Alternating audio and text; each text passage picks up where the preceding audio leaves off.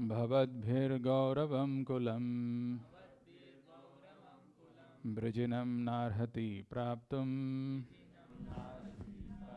पूज्यं वन्द्यम् अभीक्ष्णसः तद्धर्मज्ञ महाभागा भवद्भिर्गौरवं कुलम् वृजिनं नार्हति प्राप्तुम् पूज्यं वन्द्यम् अभीक्ष्णसः तद्धर्मज्ञ महाभागा भवद्भिर्गौरवं कुलम् वृजिनं नार्हति प्राप्तुम् पूज्यं वन्द्यम् अभीक्ष्णसः तद्धर्मज्ञ महाभागा भवद्भिर्गौरवं कुलम् वृजिनं नार्हति प्राप्तुम्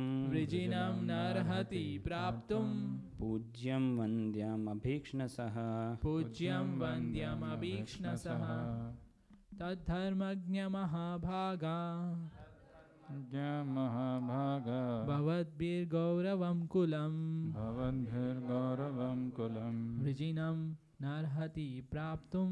वृजिनं नार्हति प्राप्तुम् पूज्यं वन्द्यम् अभीक्ष्णसः तद्धर्मज्ञ महाभाग भवद्भिर्गौरवं कुलम् वृजिनं नार्हति प्राप्तुम् पूज्यं वन्द्यम् अभीक्ष्णसः माताजी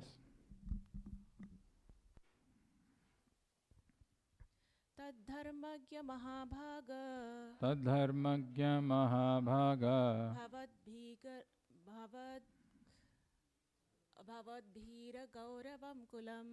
भवद्भिर्गौरवं कुलम् वृजिनं नार्हति प्राप्तुम् पूज्यं वन्द्यम् अभीक्ष्णसः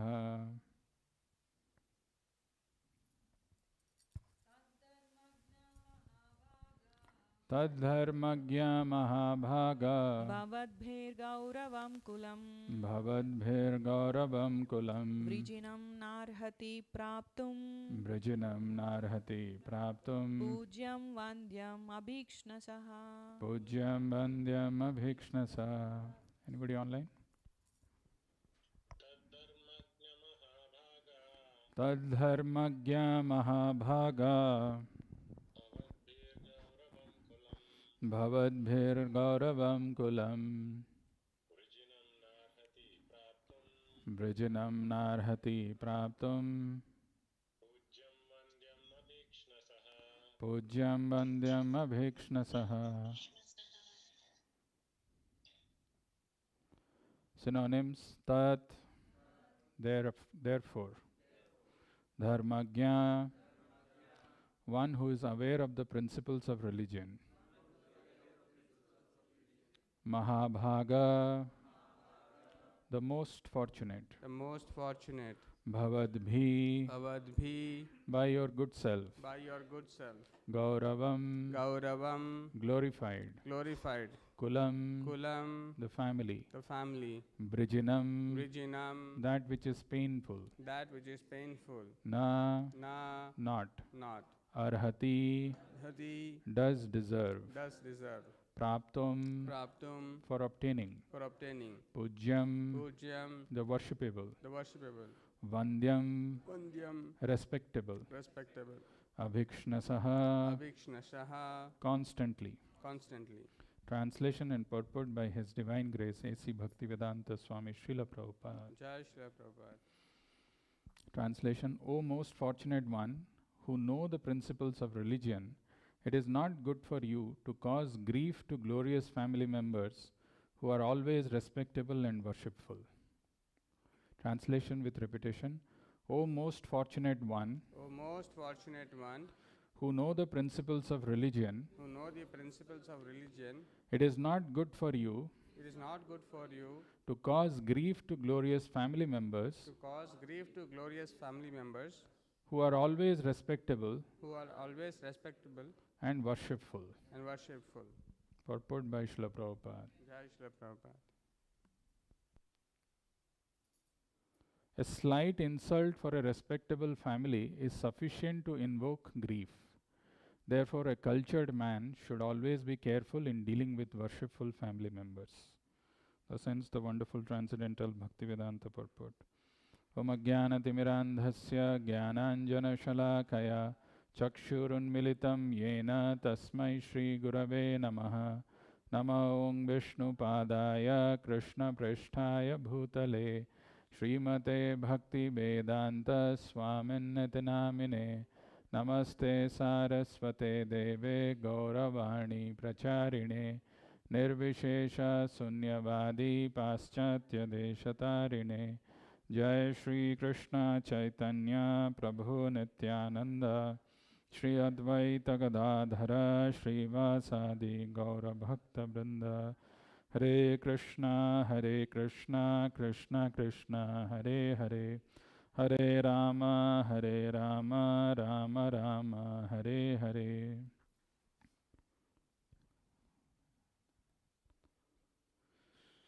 Hare Krishna. So we have a wonderful verse this morning on our Sunday Srimad Bhagavatam class. And the verse goes like this. Tad dharmagya mahabhaga bhavadbhir gauravam kulam Brijanam narhati praptum pujyam vandyam abhikshnasaha. So this verse is spoken by Draupadi. Draupadi is speaking this verse to Arjuna, addressing him as Dharmagya and Mahabhaga. The word Gya means who is a knower. Who is a knower of what here? Dharmagya. A knower of religious principles. Tad Dharmagya Mahabhaga. Mahabhaga is the most fortunate. The word Mahabhaga also is used in Bhagavatam in many different places.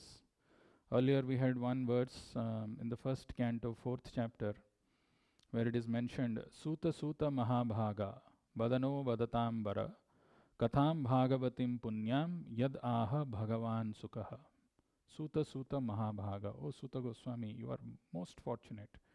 Suta Suta Mahabhaga, Vadano Vadatambara. Please speak to us that is which is the most glorious, the most respectable. Vadano Vadatambara, Katham Bhagavatim Punyam. Which is that which is the most glorious? Katham Bhagavatim Punyam. The activities or the pastimes or the descriptions of the Supreme Lord. That is the most glorious. Katham Bhagavatim Punyam Yad Aha Bhagavan Sukha. Which you heard from Bhagavan Sukha. Sukadev Goswami. Which you heard from the mouth of Sukadev. There that word Mahabhaga is used. Who is very fortunate. So Arjuna is addressed here with two adjectives, Dharmagya and Mahabhaga. Tad Dharmagya Mahabhaga, Bhavadbhir Gauravam Kulam. So Draupadi is basically telling Arjuna not to do something. She's telling that Brijanam Narhati Praptum.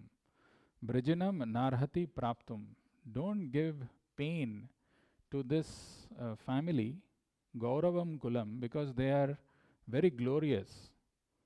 Tad dharmagya mahabhaga bhavadbhir gauravam kulam brijinam narhati. They don't deserve. They don't deserve to get this grief. Brijinam narhati praptum. Why? Because they are gauravam kulam.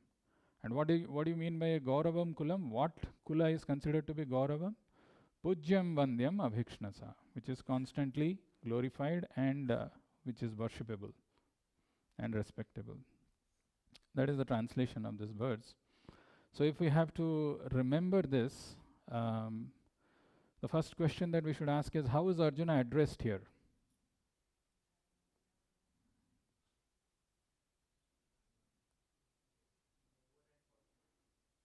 What is it?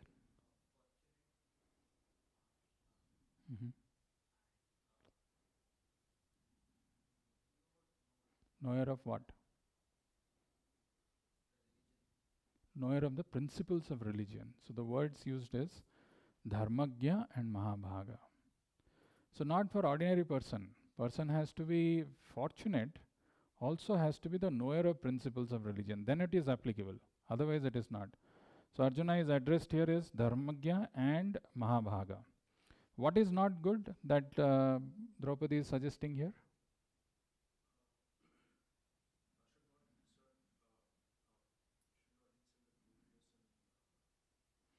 Should not give grief to a glorious family. Brijinam narhati praptum. Brijinam is to give grief. Narhati praptum gauravam kulam. The people who are glorified, glorious family, we should not give grief to them. Now, the third thing is, who are glorious families? Pujyam Vandyam Abhikshnasaha. The word Abhikshnasa, anywhere else, you remember where it is used? Very good. Shrinvanti Gayanti Grinanti Abhikshnasa Smaranti Nandanti Tavehitam Jana Tayeva Pashyanti Achirena Tavakam Bhava Pravaho Paramam Padambhujam. This is Kunti Maharani's prayer. Shrinvanti Gayanti Grinanti Abhikshnasa. Abhikshnasa is continuously. So the families who are glorified, who are worshipped continuously, they are called Gauravam Kulam. And for them, Brijinam Narhati Praptum. You are not supposed to give grief. Why? Because you are Dharmagya. Because you are Mahabhaga. How can you do this?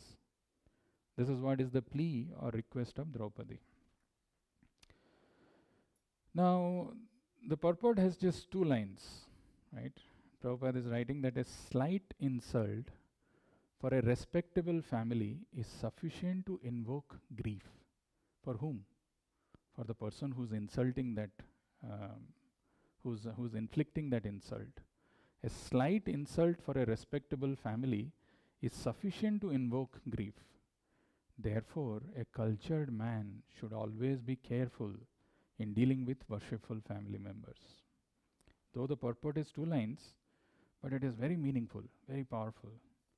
So if you pay attention, there are some words which Prabhupada has used here. A slight insult for a respectable family. You don't have to really do a lot of damage. A slight insult for a respectable family is sufficient to invoke grief. So how careful we should be with our dealings with other people. We don't know if we do some insult to someone unknowingly. Knowingly though it's very dangerous, but unknowingly also it can invoke grief. And therefore is a conclusion. Hence, a cultured man. A person who is cultured can understand the sensitivity. That's why this is a culture of Krishna consciousness. This is something which we try to refine our base nature. A cultured man should always be careful in dealing with worshipful family members. Now, today's class, we would talk about this very interesting thing which is going on here, and I want you to visualize this. Look at the scene. If you see there, Bhima, he is ready to punish Aswathama. And look at the position of Krishna. Krishna also wanted Aswathama to be punished. Arjuna, however, even though he was present before Krishna, is thinking that he should be pardoned. He should be, he should not be killed. And look at Draupadi's position. She is fiercely, vehemently trying to oppose or protect Aswathama. And finally, look at the face and the position of Aswathama here, lying on the floor like an animal. This is what has happened. And as we saw, the heinous act performed by Aswathama, where he killed the 5 innocent sons of Draupadi when they were asleep, weaponless, children, and they were killed by any principles of war at that time. This is absolutely condemnable, despicable. And not just that, when Aswathama saw the imminent danger being chased by Arjuna in his fierce chariot, bedecked with all celestial weapons, he ran for his life. And seeing no other option, no other respite, he released the Brahmastra. And Krishna asked him to counter. So Arjuna countered that Brahmastra with another Brahmastra. And finally, Arjuna has managed to captivate, has managed to get him as a hostage, and he has brought him before Draupadi. But look at the position of Draupadi. Sometimes in life, when somebody says little harsh words to us, right, we carry that for long, long time in our life. How can he cause emotional pain to me? I know in my own life there is a cousin brother of mine who was 24 or 25 years old, and he was very healthy. He was good. He had finished his education. He was about to join as a chartered accountant, and he had a hernia operation. So they had taken him to hospital for surgery, and because of some lack of proper due diligence by the doctors, they gave him some overdose of anesthesia, and he died. Unheard of that a person will die when you are doing a surgery like hernia, which is considered to be pretty straightforward and easy. And I've seen the grief of my aunt when she saw a 25-year-old man, 25-year-old grown-up child is dead in front of her. Here, Draupadi's 5 sons are butchered, killed. And the person who has done that heinous act is lying in front of her. But Draupadi is saying, excuse them, forgive him. How does one develop such compassion? Where does it come from? And when it comes to our lives, when something goes little wrong here and there, if somebody speaks something hard, something goes wrong, we carry it forever. Why? How? What is the difference? To understand this, as Prabhupada is mentioning in the purport, that there are some people who are considered to be glorious family. Now somebody maybe deep within may think that probably my family is the glorious family, right? Mishra हूँ, Brahmin family UP से, या शर्मा जी हैं, हम जो भी हैं, या कुछ और, something like that, right? Very glorious family we may consider like that. Who is really a glorious family? To know that, the answer is very simple. Before we get carried away and think that we are doing some big things and my whole family is devotee, maybe I am the glorious family, and if any insult happens to my family, that is a big grief whoever is causing. Be careful. Actually, a glorious family is that who's dear to Krishna. And how do we know who's dear to Krishna? Very nicely in chapter 12, devotional service, we might have read this. Krishna says, who is dear to him? Some of these words are so powerful, and so every word what Krishna uses is very, very powerful. We might have read this many times, but we might not have paid attention. Let's see who's really glorious, who's dear to Krishna. Without going into the Sanskrit verse, let's just look at the translation. Krishna says, he by whom no one is put into difficulty, and who's not disturbed by anyone, who's equipoised in happiness and distress, fear and anxiety, is very dear to me. He by whom no one is put into difficulty, and who's not disturbed by anyone. It's not just he's not putting into difficulty, but he's not disturbed by people around him. Who's equipoised in happiness and distress, fear and anxiety, is very dear to me. Then he says, my devotee who's not dependent on the ordinary course of activities, who's pure, expert, without cares, free from all pains, and not striving for some result, is very dear to me. Who's not dependent on the ordinary course of activities, pure, expert, without cares, free from all pains, and not striving for some result, is very dear to me. One who neither rejoices nor grieves, who neither laments nor desires, and who renounces both auspicious and inauspicious things, such a devotee is very dear to me. one who is equal to friends and enemies, who is equipoised in honor and dishonor, heat and cold, happiness and distress, fame and infamy, who is always free from contaminating association, always silent and satisfied with anything, who does not care for any residence, who is fixed in knowledge, and who is engaged in devotional service, such a person is very dear to me. And the last one where Krishna says, those who follow this imperishable path of devotional service and who completely engage themselves with faith, making me the supreme goal, are very dear to me, very, very dear to me.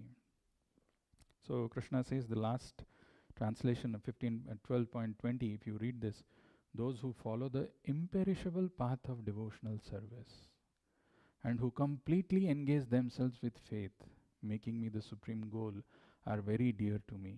This is an imperishable path of devotional service. Before I go and talk about this imperishable path of devotional service, one thing which we have to see at the beginning of Srimad Bhagavatam, which is very interestingly brought out in this episode, which is so long. I mean, it is going on about this Aswathama being chased, being brought before Draupadi. What is happening? Why this is being spent? Why so much of time is spent on this particular episode in Bhagavatam? The reason being, we should always remember that there could be always conflicts in our lives where, there could be some people who are giving us one kind of a decision and there is another class of people who is giving us another kind of a decision. How do we decide which is the right thing to do in life? What is the right thing to do? It doesn't even matter. Krishna himself was physically present. Still Arjuna is confused. Right? Arjuna was not able to, there is a confusion.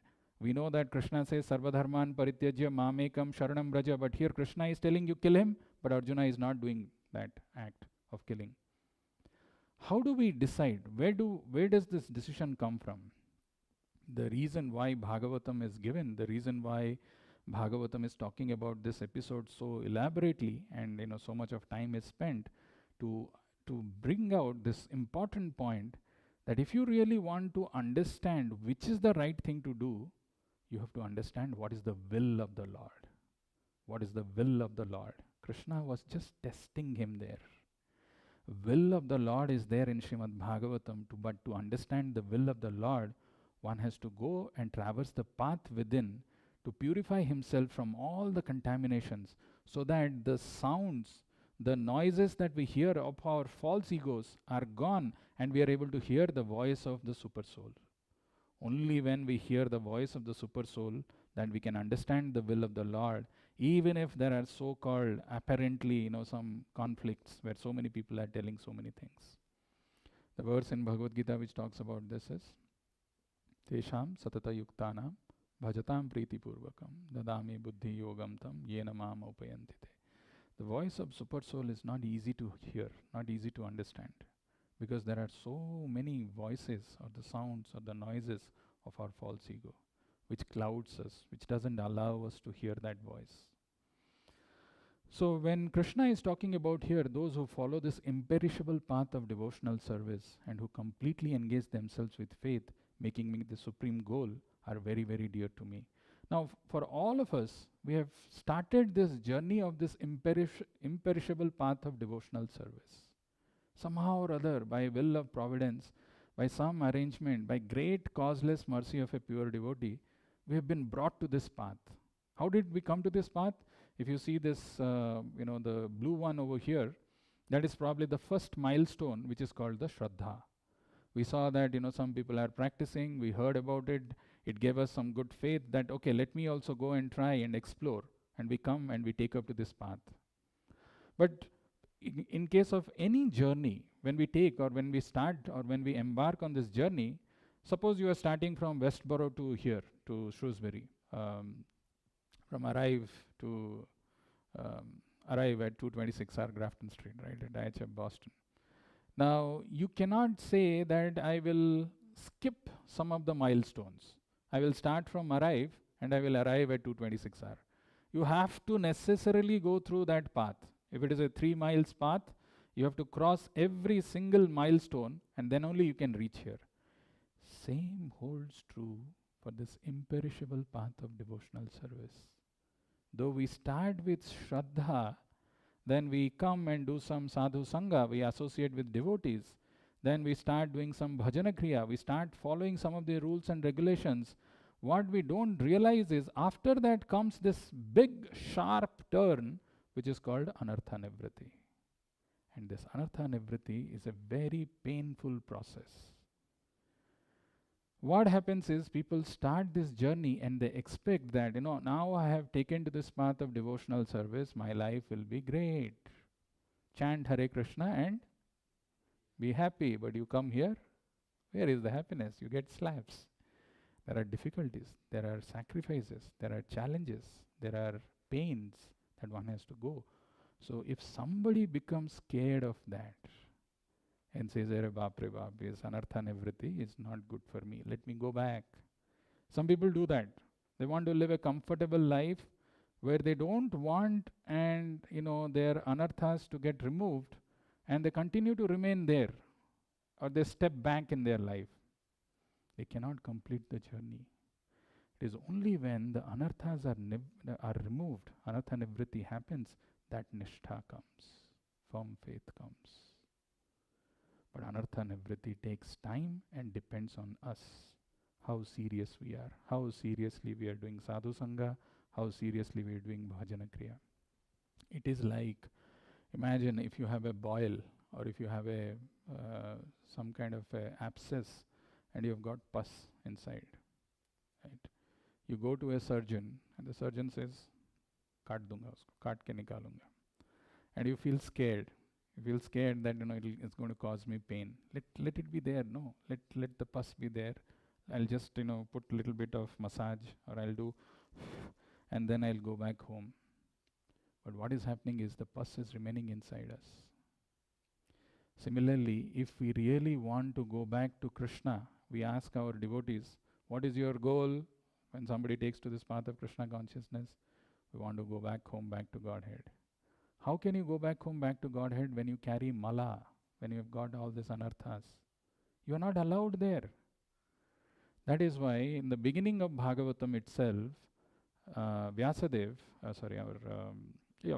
says in the second verse, "Dharma projita kaitavo atro paramo nirmat saranam satam vedyam vastavam atra vastu sivadam tapatrayonmulanam Srimad Bhagavate Mahamuni Krite Kimba Parerishvaraha Sadyo Hridi Avarudhyate Atra Kritibhi Shushrushubi Statshanat Dharma Projita Kaitavo Atro Paramo Nirmat Saranam Satam."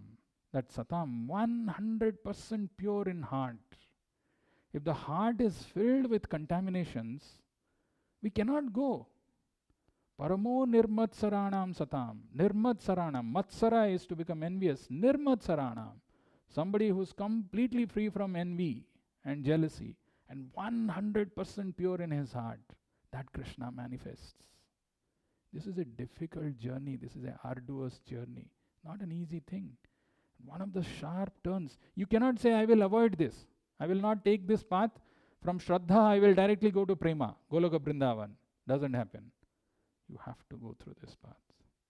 And a necessary thing which is required, helpful, is association of devotees where the anarthas manifest, where we become realized or we become cognizant of our faults.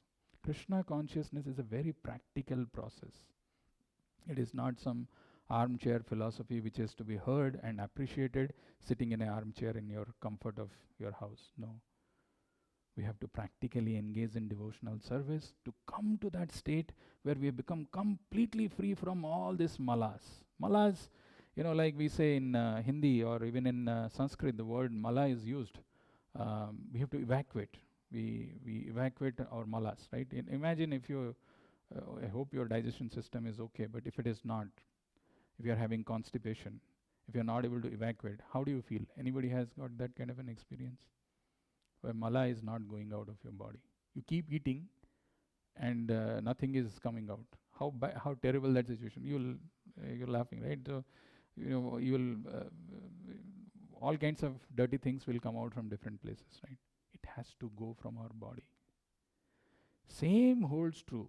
If we really want to go to Krishna, the heart has to become clean, completely cleansed, clean of all the malas. When Vedavyas sat down for meditation, in the beginning of this chapter, which we know, the verse that comes, Bhakti yogena manasi samyak pranihite male. Bhakti yogena manasi samyak pranihite male. Apashyam purusham purnam mayam cha dadapashrayam.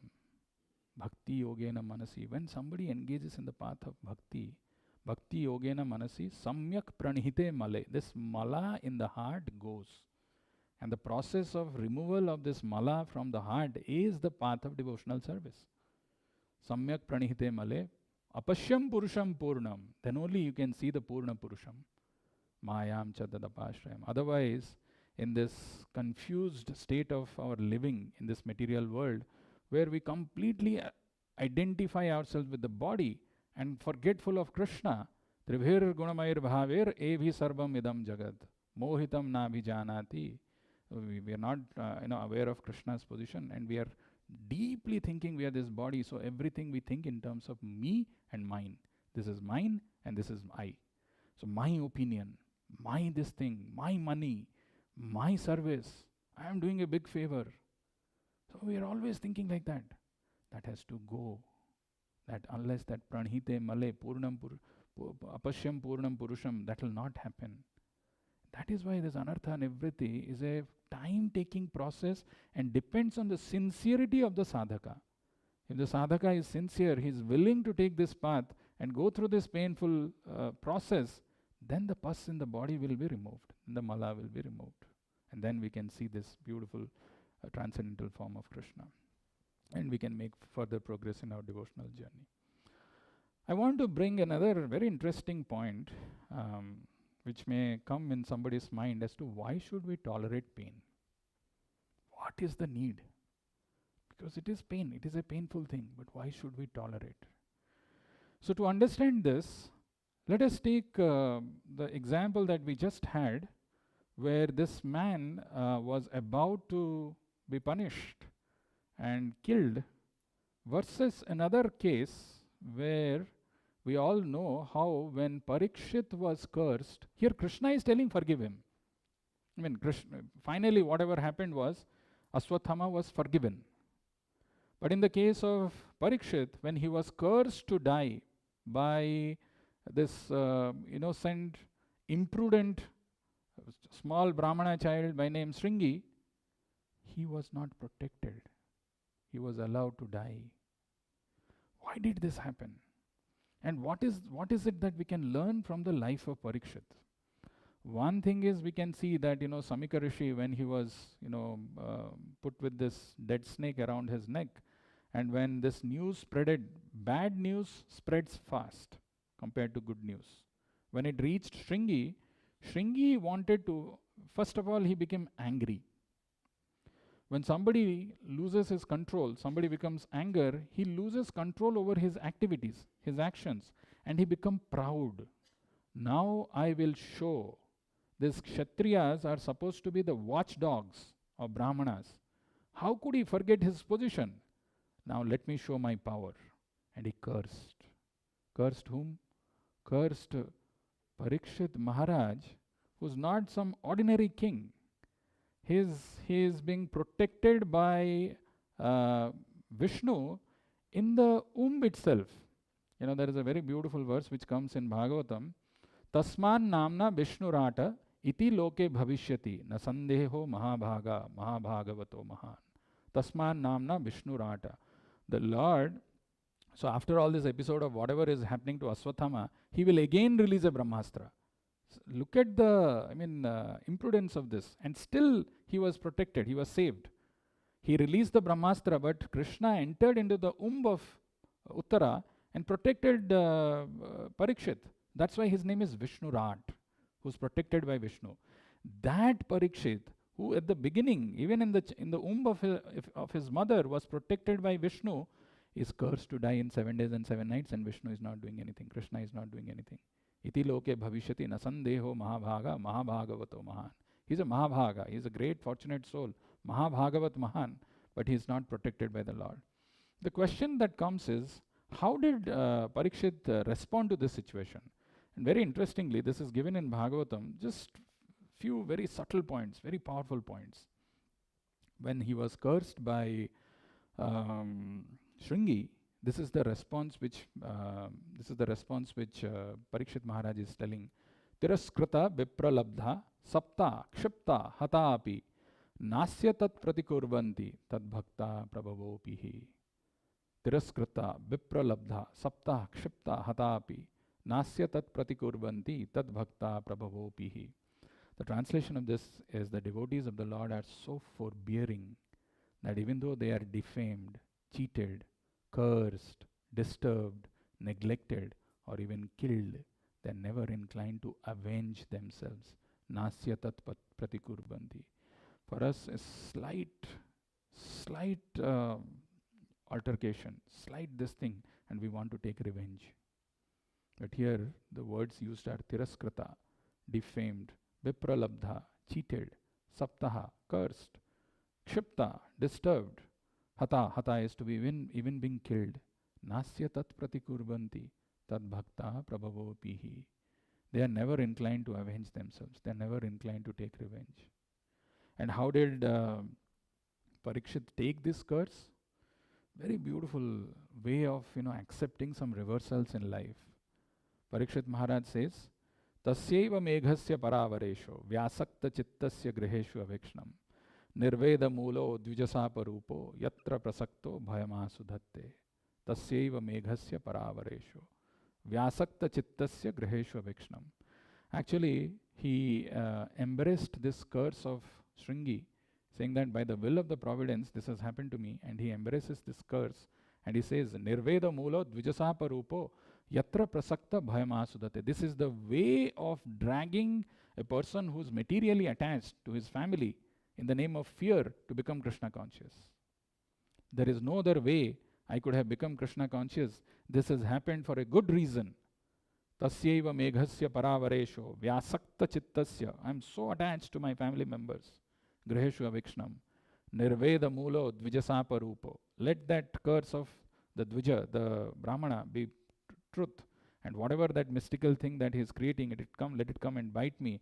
Because out of that fear, I'll take shelter of the Lord. The translation is, the Supreme Personality of Godhead, the controller of both the transcendental and mundane worlds, has graciously overtaken me in the form of a Brahmana's curse. Due to my being too much attached to my family life, the Lord, in order to save me, has appeared before me in such a way that only out of fear I will detach myself from the world. Nirveda mulo dvijasapa rupo yatra prasakta bhayama sudhatte. Now in our life, if such thing happened, okay, what is your name? Yourself. Kamal? Okay. Now imagine, and say you are a IT professional. I'm just giving you this thing. If one IT professional comes and his name is Kamal and he says something bad to me, that all this devotees, whatever you are doing, is all not good, not fair, and something like that. The very next moment, there is a tendency inside me to say that the whole software communities, the whole software engineers are bad. We generalize things. Right?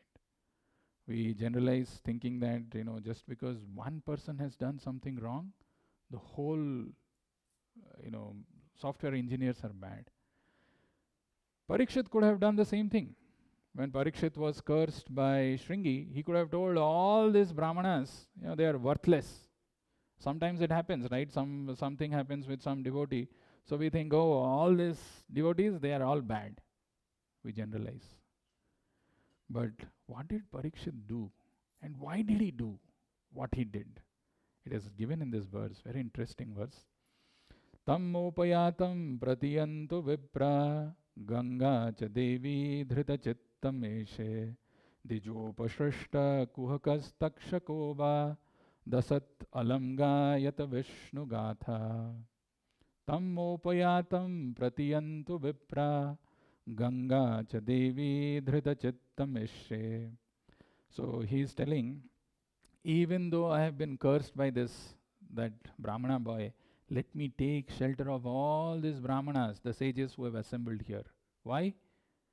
Not just take shelter of the Brahmanas and sages, which could probably include even, that Shringi himself.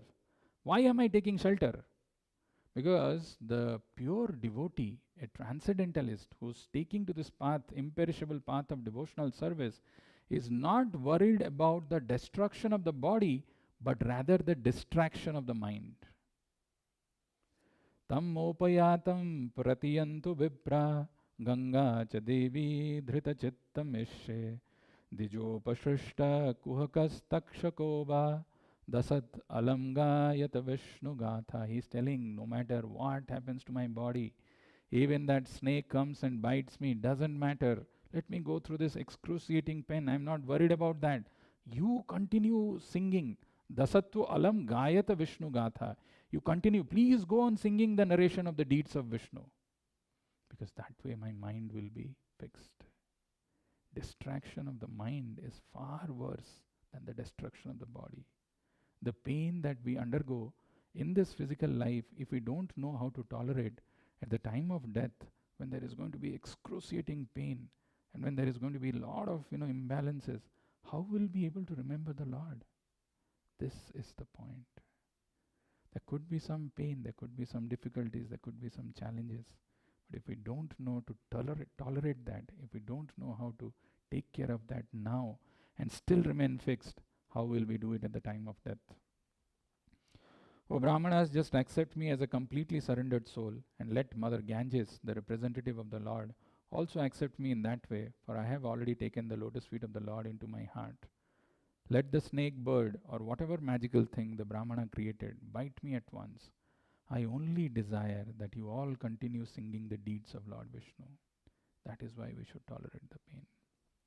To conclude our times together, actually, after this prayer of Parikshit, he says that just in case in this endeavor, if I am not able to remember, or if I'm not able to be successful in my effort, so then I have this following prayers.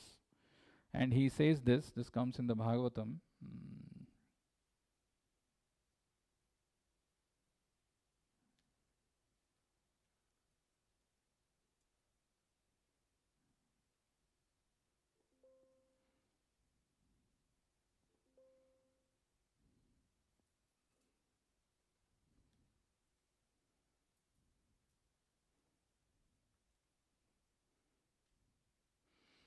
So this prayer we should always remember, very beautiful prayer.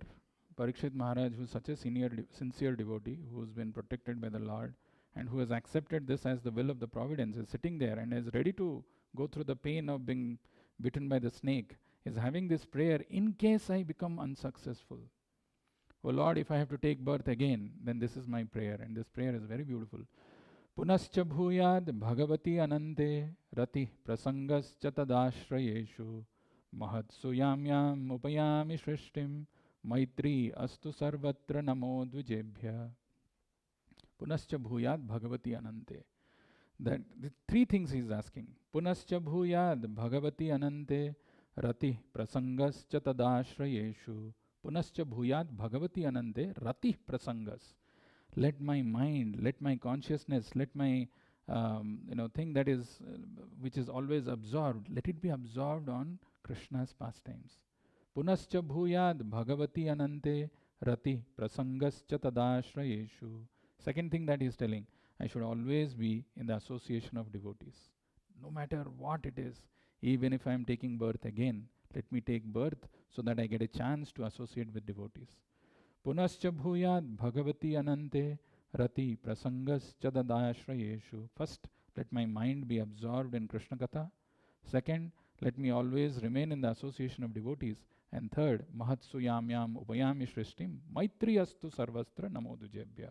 Let me have friendship with all living entities. So the translation is, again offering obeisances unto all your Brahmanas. I pray that if I should again take my birth in the material world, I will have complete attachment to the unlimited Lord Krishna, association with his devotees, and friendly relation with all living beings. So it's a very beautiful prayer. We sometimes don't know what we should ask. And what if, in my endeavor I become a failure, I'm not successful? What should I have then? What should be my desire? The desire is that at least if I have to take birth, let me take birth so that I have got attraction, my rati, my attraction is there for Krishna Katha. I take birth and I get an opportunity to associate with devotees. And the third thing is, I have a friendly relationship with all living beings. Right? It's a very beautiful prayer. So that is why, the act of forgiveness is something which is very glorified. And there is one verse from Subhasitam, with that we will close, which is there in Sanskrit. Kshemaya rochate lakshmi brahme sauri yatha prabha kshemaya asu bhagavan tushyanti haririshvara. Kshemaya rochate lakshmi. Kshema, or the act of forgiveness, is very dear to Lakshmi. Kshemaya rochate lakshmi brahma sauri yatha prabha. Like the sun has got this illumination or the brightness which cannot be separated from the sun, similarly, Kshemaya rochate lakshmi brahme sauri yatha prabha. Like the illumination or the brightness from the sun cannot be separated, similarly, Kshama cannot be separated, or forgiveness cannot be separated from a devotee. Kshemaya rochate lakshmi brahme sauri yatha prabha kshemaya asu bhagavan tushyanti haririshvara. By the act of forgiveness, the Lord becomes pleased. Kshemaya asu bhagavan tushyanti haririshvara. So the act of forgiveness is a very important thing, but it can only be possible if we go through this painful process of anartha nivritti and we do the cleansing of our heart. The heart becomes pure and we are able to hear the voice of Krishna. We are able to hear the voice of the super soul. Otherwise it is not possible. It's not possible. I'll stop here and see if you have any questions or comments.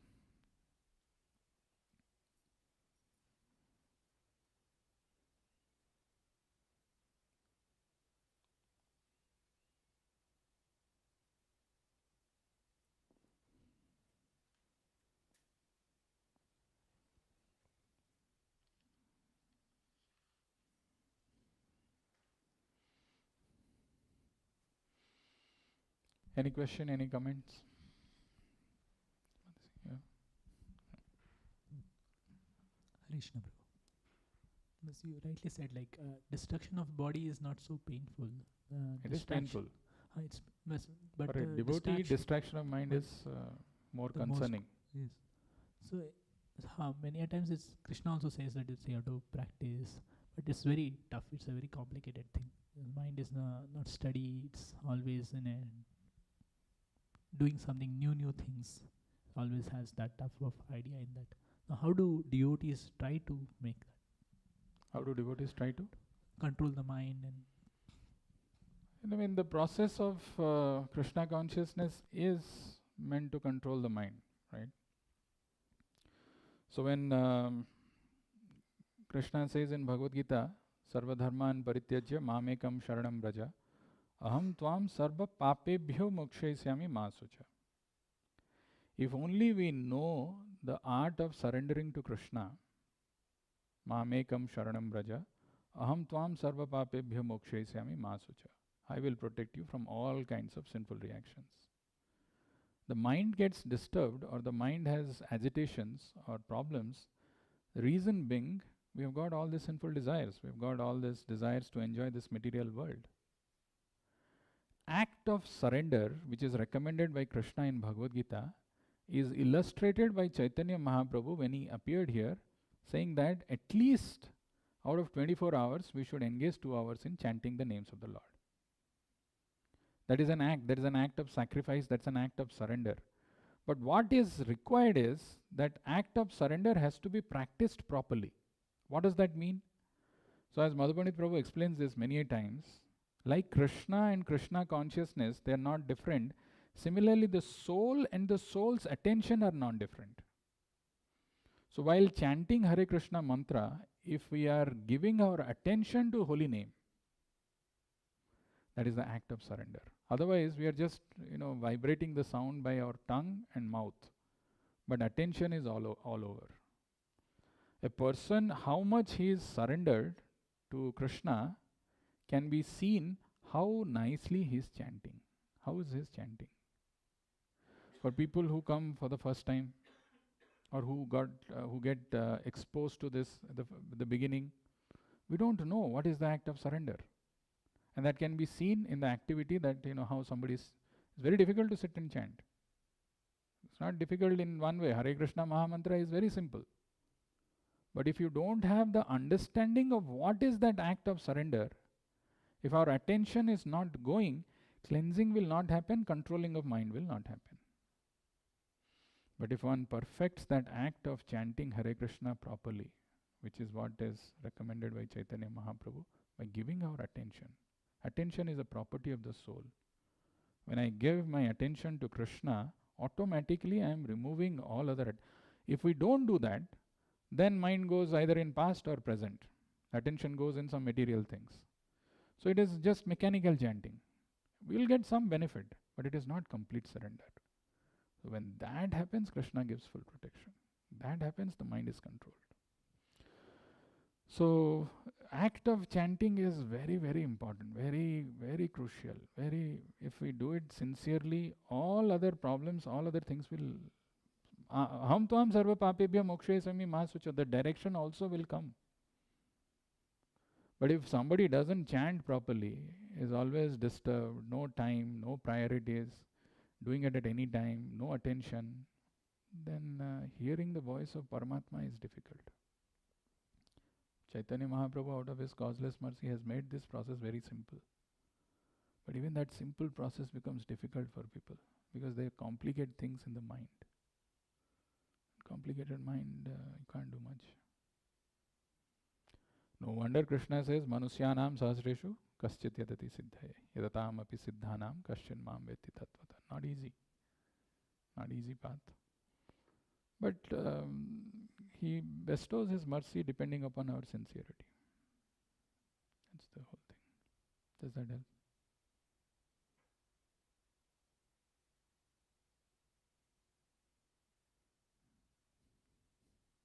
You have a question?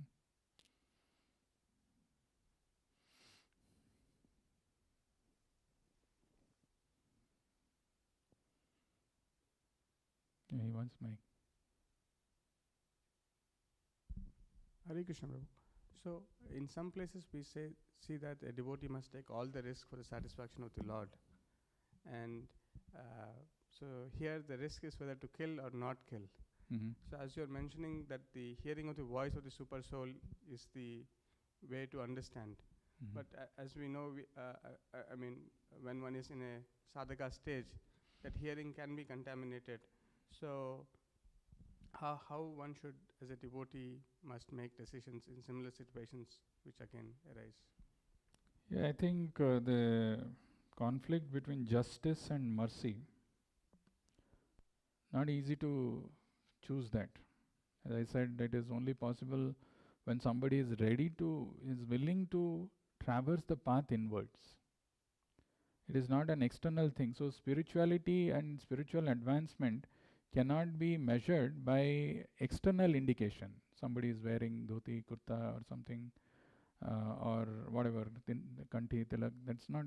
It is not an external. It is not for others to decide. It is actually the judge or the auditor of our advancement is the super soul. And we ourselves know it. Right? So in one sentence answer is that, if you really rely on your own intelligence, 99% you will be cheated. You will do something wrong. So we need the association of devotees. We need the counsel of senior devotees. And we also need to pray for the Lord to show me the path.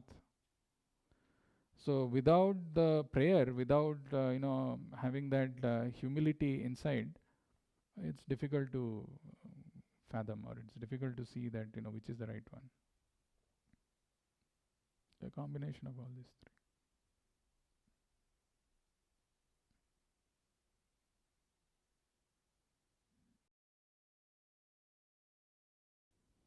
Okay, if no other question, we'll stop here and continue to see this wonderful episode, what happens. There is one word which is there in this chapter, which is really the crux. We are going through all these things to reach to that one word, the two words basically. I'll tell that word, and with that we'll close.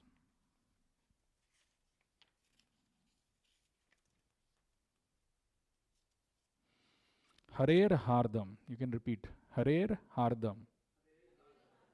Harer Hardam. Harer Hardam means the word Hardam is